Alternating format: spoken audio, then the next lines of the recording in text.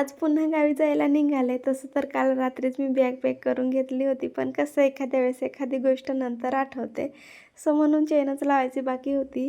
सकाळी-सकाळी पप्पा घ्यायला आले होते. सोबतच भाऊ आणि आत्याचे मुलं होते, ते सुद्धा आले होते. सगळ्यांसाठी आधी तर नाश्ता बनवला. बसून छान असा नाश्ता केला आणि नंतर निघाला आमच्या प्रवासाला.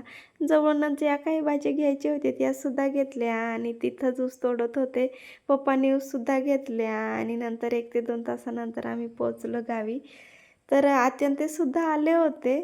शेतात काम होतं म्हणून आणि सगळ्यांचीच ऑर्डर होती की स्वयंपाक मीच करणार. आईने लसूण सोलून दिला आणि मी चुलीवरच बिर्याणी बनवायला घेतली. प्रिशूला कोणाकडे जायचं नव्हतं म्हणून तिलासुद्धा घेतलं. कसा आज पहिला दिवस होता. आईने छान अशा चुलीवर ज्वारीच्या भाकरी केल्या आणि मला चुलीवरच्या भाकरी खरंच खूप आवडतात. सो आम्ही सगळ्यांनी बसून जेवण केलं आणि तुम्ही जाता-जाता लाईकसुद्धा करा बरं का.